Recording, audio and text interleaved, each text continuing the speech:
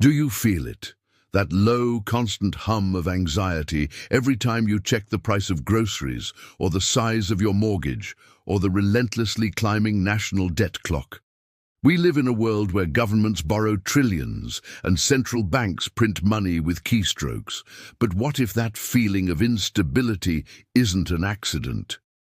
What if it's the oldest and most devastating financial cycle in human history, repeating itself right now under the cloak of modernity? Look at your dollar, your pound, your bank balance. Are you absolutely certain that the promises backing them will last? Because I promise you, the great empires of the past, from Rome to the British Empire, they were certain too.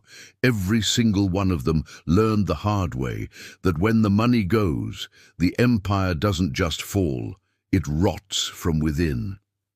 The question you must ask yourself right now, in this moment of comfort and complacency, is this: when the cycle of collapse inevitably turns again, will you be protected, or will you be standing on the wrong side of history? This is the story of 500 years, 5 global powers, and one terrifying, predictable cycle. And you are living in the final chapter. Our story begins not with Wall Street, but 2,000 years ago, at the peak of Roman power. The financial engine of the Western world was the silver coin, the denarius. For centuries, this coin was the definition of global trust, minted with nearly pure silver. It was the dollar of its age, but running an empire is the most expensive undertaking in history. Legions demanded pay, and wars needed endless funds. Tax revenue was never enough, so the emperors chose the politically safe option: debasement. They reduced the silver content, melted it down, mixed it with cheaper copper, and minted 2 coins where there was once only one. It was literally printing money. Under Emperor Augustus, the denarius was 95% silver. By the 3rd century, it contained less than 5% silver, a bronze disc with a silver wash on top. The people felt the shift instantly. As the currency lost its real value, prices skyrocketed. A measure of wheat that once cost a single denarius suddenly cost dozens. The money was a lie, and the trust that held the empire together began to unravel. This silent killer destroyed the savings of the middle class, fueled rampant inflation, and crippled the state's ability to govern. The economic collapse melted the foundation long before the barbarian armies breached the walls. Rome fell because its currency became a joke. The thread of this destructive cycle simply lay dormant, waiting for the rise of the next global power. Fast forward to the 17th century, and the world changed again, driven by the innovation of debt.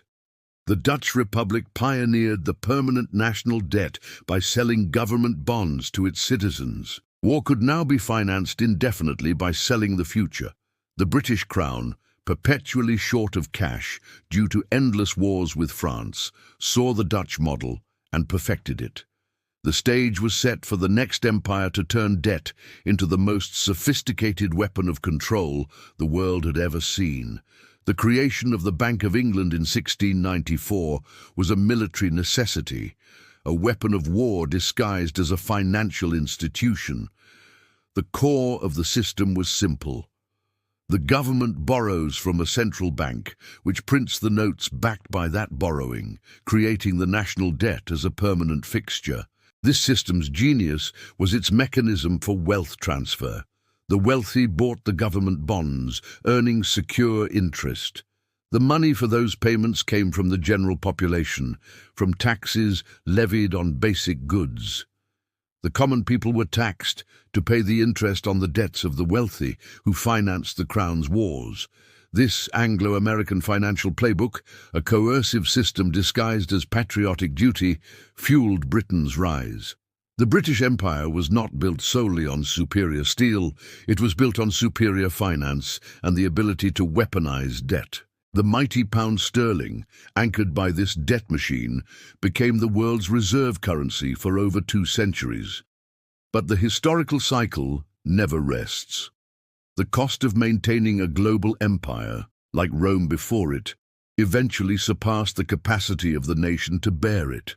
The system that gave rise to global dominance was about to succumb to its own internal logic, paving the way for the ultimate beneficiary of the cycle, the United States. The American Reckoning, 1971, the final anchor, and the cycle's end game. The reckoning for the sterling machine arrived with the financial black holes of the 20th century. World War I consumed money faster than any nation could mine gold, shattering the gold standard across Europe. Governments were forced to break the anchor of gold, admitting their paper money was now backed by nothing more than faith. For Britain, the war was financed through massive borrowing, crucially from a rising financial power across the Atlantic, the United States. By the time the war ended, Britain was no longer the world's biggest creditor. It was a colossal debtor. The torch of financial dominance had been passed through a balance sheet, not a treaty. The Second World War only cemented this transfer, utterly depleting Britain's national finances and leaving the pound sterling exhausted. The final decisive shift in the 500-year cycle took place in July 1944 at the Bretton Woods Conference. The world's financial elite, meeting under the shadow of a global war, installed the US dollar as the new global reserve currency. The dollar was fixed to gold at $35 per ounce, and every other major currency was pegged to the dollar. It was the dollar's golden age. The world accepted dollars because they were, supposedly, as good as gold. The US had, in effect, become the new Rome. But the pattern of the cycle is inescapable. Just like Rome, the US began to spend beyond its means. The costs of the Vietnam War and ambitious domestic spending programs outpaced the nation's ability to pay. Dollars flowed out to fund global trade imbalances. Soon, foreign central banks, seeing the US gold reserves dwindle while the dollar supply soared, began to demand the gold that the US had promised. They were asking the inevitable question, is your promise real or is it just paper? The moment of truth arrived on August 15, 1971. President Richard Nixon, facing a massive run on US gold, went on television and unilaterally announced the temporary suspension of the dollar's convertibility to gold. That Nixon shock was the definitive break from any real anchor. It was the ultimate, final act of currency debasement, fully unleashing the power of the printing press. The dollar, like the Roman Denarius before it, became a purely fiat currency, money backed by nothing but the full faith and credit of the US government, which is to say only by faith itself. Since 1971, the constraints have been removed. The US national debt has exploded from hundreds of billions into the tens of trillions. The system is now utterly dependent on perpetually increasing debt and the creation of new money. Inflation is no longer a random event. It is a structural necessity. The silent tax that transfers wealth from those who save to those who borrow and spend. Your savings erode because the value of the dollar must be diluted to finance government spending and interest payments on that monumental debt. The cycle is complete. 5 centuries of financial evolution, and the core dynamic remains unchanged. An empire overspends, debases its currency, and loses the global trust that sustains its power. The question posed by the title, "Is the dollar next?" is no longer theoretical, it is an historical inevitability. Look at the numbers. Global debt, public and private, sits at levels no civilization has ever carried before. Major rivals are actively working to bypass the dollar in global trade, creating alternative payment systems and trading in their own currencies. The very foundation of the dollar's dominance, global trust, is cracking under the weight of debt and the endless creation of new money. The historical cycle demands a reckoning. It always does. So what survives when the money begins to falter? Not the paper promises, not the digit on your screen. What survives is real wealth.